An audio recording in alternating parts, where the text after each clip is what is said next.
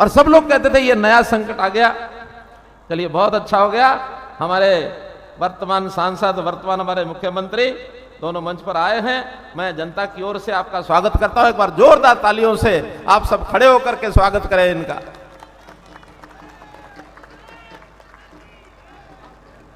मैं 2 मिनट बोल लूं जरा। बैठिए बैठिए।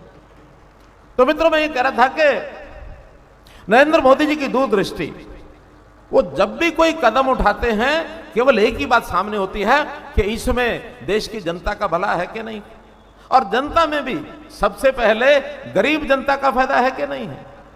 गरीब आदमी के प्रति मन में जो पीड़ा उनके रहती है, अंत्योदय के भाव से गरीब महिलाएं, गरीब परिवार में हमारी माता बहन वो धुएं पर खाना बनाती है, धुआं कैसे उसको दूर किया जाए, तो उन्होंने उज्ज्वला स्कीम के माध्यम से और करोड़ों घरों में गैस के सिलेंडर पहुंचाए। हर रसोई में जहां पानी नहीं है, पानी का नल वहां पहुंचाया जाए। कोई घर ऐसा नहीं रहे जहां प्रकाश लाइट नहीं है, वहां ना पहुंचाई जाए।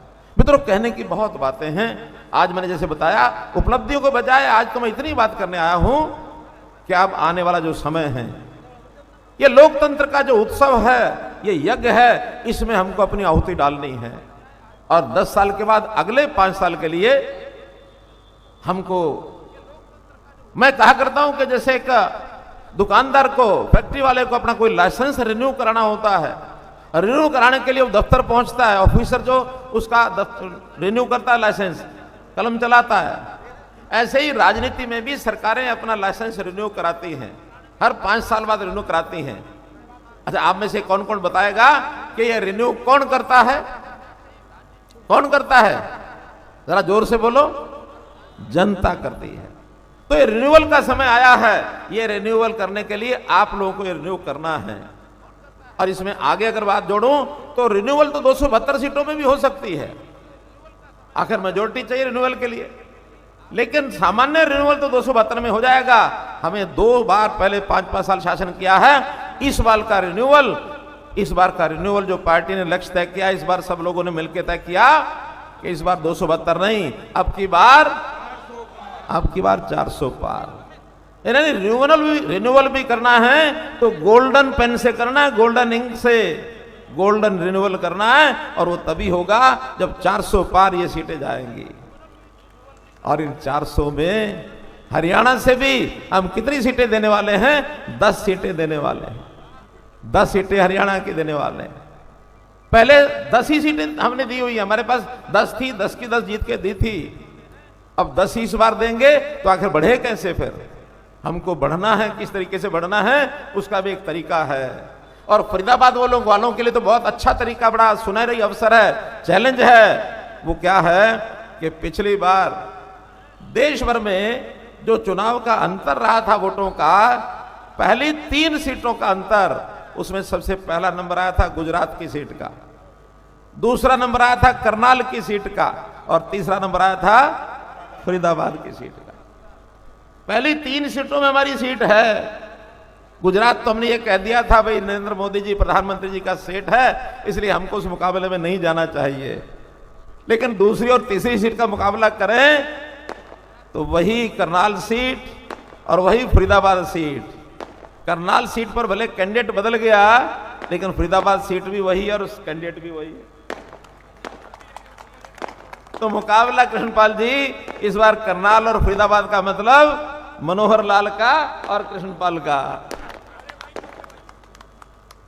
अब ये चैलेंज आपको स्वीकार करना पड़ेगा, और ये चैलेंज मैं करके जा रहा हूं। बोलो, करनाल से आगे बढ़ना क्या? करनाल से आगे बढ़ना है क्या? नहीं बढ़ना? नहीं, देखिए चैलेंज है।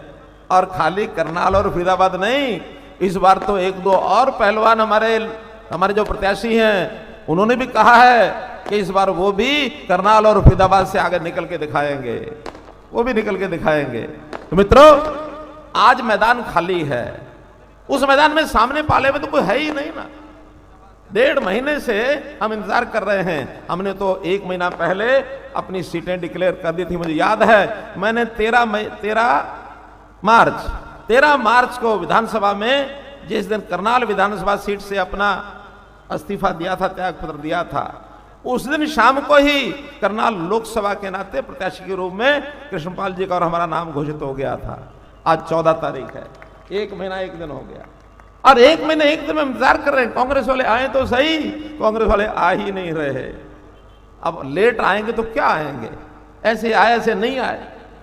इनका तो वो हाल है, जब भंडारे में कोई जाता है ना और मानो वो लेट हो जाए, 2-3 बज जाए, उसको इच्छा करती है मैं दौड़ के भंडारे में जाऊं, और जब भंडारे में जाता है आगे देखता है अंदर गए पूरी खत्म हो जाती है, हाथ मलता रहता है, घूमता रहता है, पूरी मिलती नहीं है। निराश होकर बाहर आता है, बाहर देखा तो उसने जो चप्पल उतारी थी चप्पल गायब, अंदर पूरी खत्म, बाहर चप्पल गायब। बाद में फिर मूंछों को ताव देता, क्या मजा आ गया, क्या मजा आ गया। ये इस प्रकार से मूंछों को ताव देते रहेंगे, कुछ ना कुछ उल्टा सीधा कुछ ना कुछ बोलते रहेंगे, लेकिन अंतोगतवा इनकी मूंछों का ताव पता लगेगा 4 जून को। 4 जून को परिणाम आएगा। 25 मई को हमने पोलिंग के अंदर इस काम को बखूबी करना है कि कमल के निशान पर ज्यादा से ज्यादा बटन दबा करके और अपने कृष्णपाल जी को भारी मतों से जिताना है। और सुनो, हम जो सुन रहे हैं अपने तो ध्यान में आ गई बात, लेकिन इसके बाद अपने घर में भी हमको वोट मांगना है। कई बार हम घर का वोट नहीं मांगते हैं, ऊपर ऊपर इधर बात करते हैं, हम ऊपर रहते हैं, नीचे नीचे कोई साफ हो जाता है। मैंने एक बार सिकंदर बख्शी जी की कहानी सुनाई थी। यहाँ कांग्रेस के नेता थे, बाहर घूमते रहे, हमारा रामू रिक्शा वाला उनके घर बार बार जा करके 5 बार 6 बार गया। कांग्रेस नेता सिकंदर बख्श के माताजी का वोट दीपक के निशान के लिए लेके आ गया और उनका कांग्रेस का कैंडिडेट हार गया। उसके बाद उसका प्रभाव सिकंदर बख्श पर पड़ा, तो कहते हैं सिकंदर बख्श जी ने सोचा कि ये जो जनसंघ के कार्यकर्ता हैं कितनी मेहनत करते हैं, प्रभावित होकर के उन्होंने भी जनसंघ ज्वाइन की थी। बाद में भारतीय जनता पार्टी के राष्ट्रीय उपाध्यक्ष बने।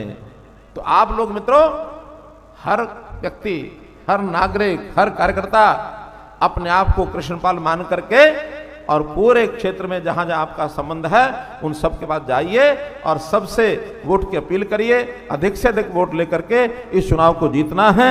कल हमारा है, भविष्य हमारा है और हमारा देश दुनिया में विश्व गुरु बनेगा। इस कल्पना कामना के साथ आपका बहुत बहुत धन्यवाद, बहुत बहुत आभार। मेरा हो गया बहुत बहुत धन्यवाद आदरणीय माननीय मनोहर लाल जी का। एक बार जोरदार तालियों से आप उनका अभिवादन करें इतने ओजस्वी भाषण के लिए। मैं अब निवेदन कर रहा हूं कि हमारे पार्टी के सभी मंडलों के अध्यक्ष और जिला अध्यक्ष बड़ी माला के साथ माननीय मुख्यमंत्री जी का एक बार स्वागत करें बड़ी माला के साथ।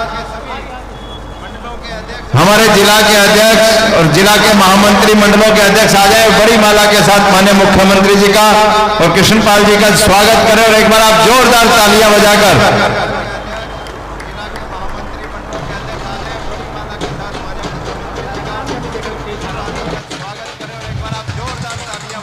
बहुत बहुत धन्यवाद आप सभी का। मैं अब निवेदन कर रहा हूं आदरणीय हमारे फरीदाबाद लोकसभा के प्रत्याशी आदरणीय चौधरी कृष्णपाल गुर्जर जी से कि वो भी आए और अपनी बात रखें। आदरणीय चौधरी कृष्णपाल गुर्जर जी कृपया।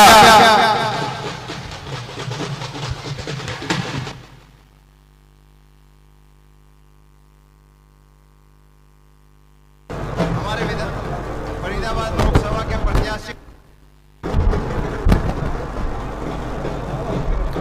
भैया बंद कर दो ढोल, ढोल बंद कर दो। बोलो भारत माता की, भारत माता की।